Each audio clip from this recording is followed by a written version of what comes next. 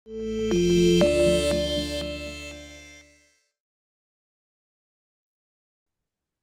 sore, Bapak Ibu. Selamat berjumpa di dalam acara ibadah kesembuhan mujizat hari ini.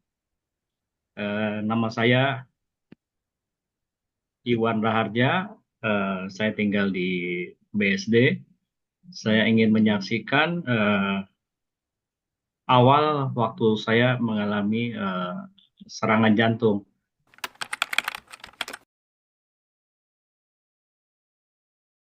Itu dimulai pertama kali itu saya mengalami serangan jantung pada Desember 2017. Jadi pada waktu itu saya sedang bermain bulu tangkis. Jadi awal saya bermain, saya merasakan sakit di tulang dada di tengah. Sakitnya luar biasa sampai saya berjalan itu bungkuk. Lalu saya minta dihentikan main, saya minta digantikan. Lalu saya posisi berdiri di pinggir lapangan. Lalu saya raba, ternyata nyeri sakitnya itu tidak berasa diraba.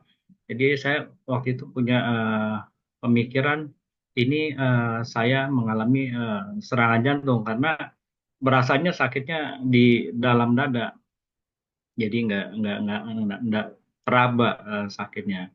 Lalu saya minta adik saya waktu itu minta diantar ke rumah sakit TK. Di dalam perjalanan saya masih mempunyai apa namanya pemikiran, oh mungkin ini saya sakit mah.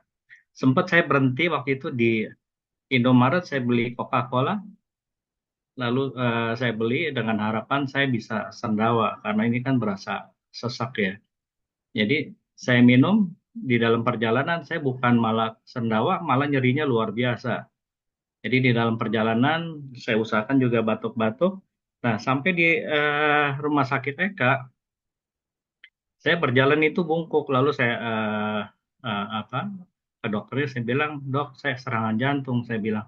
Lalu dokter bilang, ya udah, apa namanya, silakan. Nah, ini mau diperiksa. Setelah diperiksa lah, dilakukan EKG, dokter eh, mengatakan bapak nggak kenapa-napa, bagus kata dia bilang gitu. Karena saya waktu itu yang mengalami nyeri, lalu saya bilang dok, sepertinya saya serangan jantung, saya minta diulang lagi EKG-nya. Lalu dokter bilang, oke baik setengah jam lagi. Dan saya mengalami waktu menunggu EKG kedua itu luar biasa nyerinya dan saya merasakan nyeri yang luar biasa. Lalu saya minta lagi, diulang lagi, lalu akhirnya mereka datang di EKG yang kedua.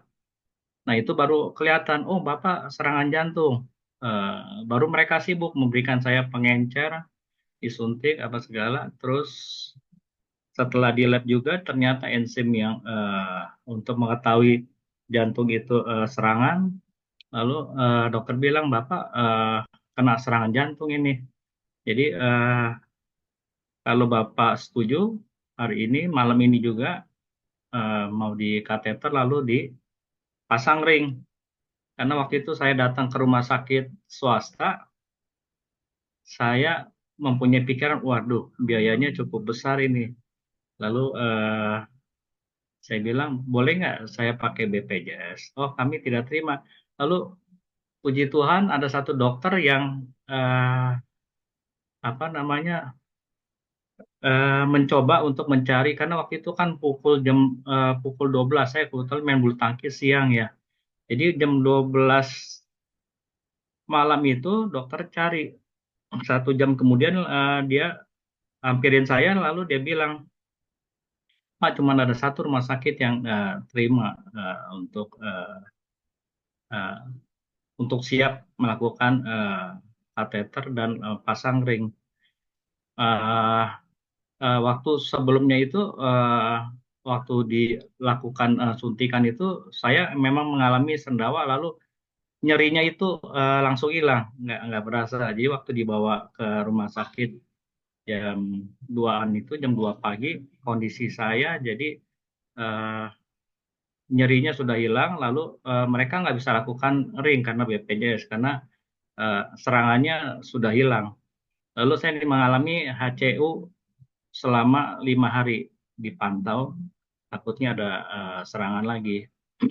Lalu kemudian pada waktu dilakukan kateter, eh, hasilnya itu saya mengalami penyumbatan sekitar 70%. Pada waktu itu eh, boleh dipasang ring atau tidak, terserah dari pasien. Lalu saya karena eh, ada rasa khawatir, saya bilang nggak usah dulu dok, nggak usah dipasang ring, saya bilang gitu. Jadi berjalan waktu, saya terus rutin tiap bulan ke dokter aja. Nah, selama berjalan waktu, beberapa kali dokter sudah minta saya untuk dipasang ring, tapi dengan berbagai alasan, saya keluar kota, mau ini, mau itu, akhirnya eh, nggak jadi dipasang ring. Sampai 2023, bulan Maret, saya dilakukan kateter lagi. Pada waktu melakukan kateter, hasilnya dokter lalu mengatakan, Bapak ini harus dipasang ring. Eh, Lalu dia nasihatkan, percaya saya, ini nggak mungkin akan kurang penyumbatannya, malah bertambah. Bapak semakin usia, nanti lebih repot lagi katanya. Saya masih mikir, masih ragu dipasang atau tidak. Lalu karena saya takut ditanya lagi, 4 bulan saya nggak ke dokter-dokter lagi. Jadi pada waktu yang kelima, dokternya langsung, Pak, ini dipasang ring ya, kata dia bilang gitu. Kebetulan ada apa namanya alat yang canggih dan kebetulan di cover BPJS.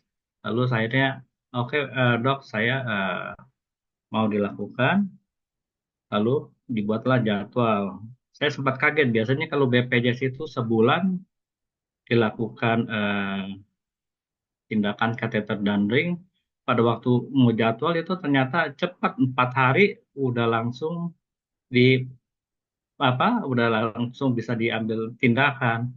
Lalu saya masih nawar, boleh nggak sebulan lagi? Lalu bulan berikutnya saya eh, dilakukan kateter dan pasang ring. Pada waktu saya menginap, hari pertama itu saya masih ingat, saya ditempatkan oleh pasien yang ingin melakukan bypass, dua-duanya itu bypass. Kemudian beberapa jam kemudian, susternya bilang, Pak, ini mau dipindahkan ke ruang sebelah yang pasiennya nggak terlalu berat, jadi Bapak bisa ngobrol. Setelah dipindahkan, ternyata pasien yang di sebelah saya ada 2 orang, ternyata mereka itu sudah melakukan operasi seperti bypass, dan yang satu lagi eh, ganti katup, dan malam itu setelah mereka itu pasca operasi balik lagi karena ada yang satu diabetes dan satu lagi merasakan nyeri, jadi balik lagi. Jadi di ruangan itu saya mengalami pergelutan secara rohani karena mendengar keluhan dari pasien-pasien ini. Jadi mengeluh sakit, lalu yang sebelah lagi yang mau ganti, yang setelah ganti katup itu mengerangnya lebih kencang. Jadi saya pikir ini suster kok kasih tempat pasien yang bukan ringan, malah yang lebih berat. Nah, disitulah saya mengalami pergumulan rohani. Lalu saya nggak mau dengar itu, saya pasang lagu earphone, lalu saya dengar puji-pujian. Waktu itu saya mendengarkan lagu Yesus ya, Kau yang terindah. Saya seperti dibawa ke suatu tempat, lalu saya melihat orang banyak mengangkat puji-pujian dengan lagu itu. Lalu saya sembari tiduran itu, saya mengangkat tangan. Saya merasakan luar biasa, apa namanya, eh hati itu saya merasa agak tenang banget. Dan tempat yang ini saya mendengar suara eh, eh, dia bilang jangan khawatir karena sakit penyakitmu akan kuangkat. Saya mendengar jelas sekali, tapi karena saya pakai earphone, saya cabut, saya dengar suara. Oh, ternyata ini yang di dalam hati saya mendengar suara itu. Saya sempat kaget juga, eh, saya bengong gitu ya. Udah karena itu saya dengerin lagi. Cuman dalam hati saya mau lihat kalau ini memang suara Tuhan, saya mau lihat mujizat untuk besok. Nah itu saya mengalami menjalani puasa jam 4 pagi, lalu saya tanya, Sus, ini kapan dilakukan tindakan? Oh, jam 9 atau jam 10. Jadi saya persiapkan diri, ternyata karena pasiennya banyak, saya dilakukan tindakan itu jam 5:30 sore. Jam 5:30 sore saya dibawa ke ruang tindakan, eh, dipersiapkan, lalu mereka juga mengajak bersama-sama tim berdoa, saya berdoa, minta Tuhan pimpin untuk operasi ini. Lalu setelah berjalan, biasanya kalau kateter aja itu 20 menit, 30 menit sudah selesai. Berjalan waktu 1 jam, saya lihat 1 jam lebih 15 menit. Dokternya tinggalin saya di apa sendiri di ruang itu. Saya pikir sudah dipasang ring karena karena waktunya yang sudah 1 jam ini saya pikir sudah di ring. Lalu saya ngeliat mereka tuh lagi diskusi, lalu eh, kepala operasinya dokternya datang ke tempat saya, lalu dia samperin, Bapak, lama ternyata Bapak nggak perlu dipasang ring karena kita lihat penyumbatannya sudah tidak signifikan lagi, jadi nggak perlu kata dia bilang gitu. Saya kaget, lalu saya ingat yang apa Tuhan katakan, Aku akan mengangkat sakit penyakitmu, dan saya merasakan hal yang luar biasa pengalaman rohani saya ini. Lalu saya bersyukur sampai saya ngomong, itu dokter kan yang bicara ke saya itu. Oh ya, itu kepala ininya, kepala apa namanya, dokter yang untuk melakukan tindakan ini. Oh, puji Tuhan. Jadi saya pikir mungkin takutnya kan informasinya salah atau apa gitu. Jadi puji Tuhan dibawa lagi. Lalu besok paginya datanglah serombongan dokter dengan beberapa eh, mungkin yang belajar kali ya. Saya lihat ada sekitar 5-6 orang. Lalu diucapkan, Bapak selamat ya, Bapak nggak jadi pasang ring. Eh, ada satu kata yang saya ingat pada waktu Bapak ada yang mau ditanya nggak? Saya bilang waktu itu, Dok, boleh nggak saya main bulu tangkis lagi? Karena sebelumnya pada waktu saya serangan itu saya berpikir, eh, pada waktu divonis saya mengalami serangan, saya nggak boleh terlalu olahraga yang berat. Lalu saya berpikiran saya nggak bisa olahraga lagi karena olahraga bulu tangkis adalah olahraga sejak saya kecil. Jadi saya bermain terus. Dan juga saya mikir, wah saya nggak bisa makan padang lagi, saya nggak bisa ini lagi. Jadi kan saya pikir itu yang saya suka tuh kayaknya nggak bisa lagi gitu. Jadi pada waktu dokter itu langsung saya tanya, Dok, saya masih boleh main bulu tangkis lagi nggak?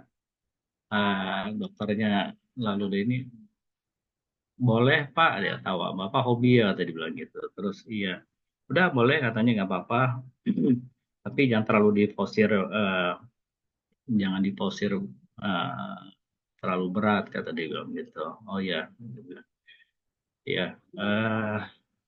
Saya bersyukur karena di dalam selama saya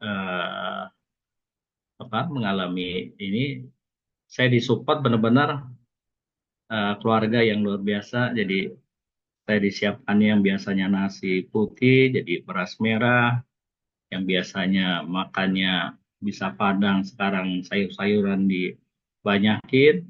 Jadi puji Tuhan. Jadi eh, thanks God untuk mujizat yang Tuhan berikan. Jadi itu aja kira-kira kesaksian saya.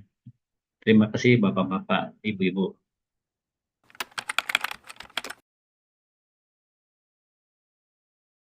Ya, Bapak-bapak dan Ibu, saya merasakan pengalaman yang rohani ini luar biasa, dan ada satu kerinduan saya untuk menyaksikan apa yang saya alami. Jadi pada waktu saya eh, kontrol ke rumah sakit, pasti saya akan cerita orang yang ini yang mengalami sakit serupa, lalu saya katakan Tuhan Yesus itu baik, dia sembuhkan saya eh, dengan cara yang ajaib, saya bilang begitu. Setiap saya ketemu saya akan cerita di rumah sakit, di tempat bulu tangkis, selalu saya akan ceritakan bahwa saya mengalami mujizat yang luar biasa itu.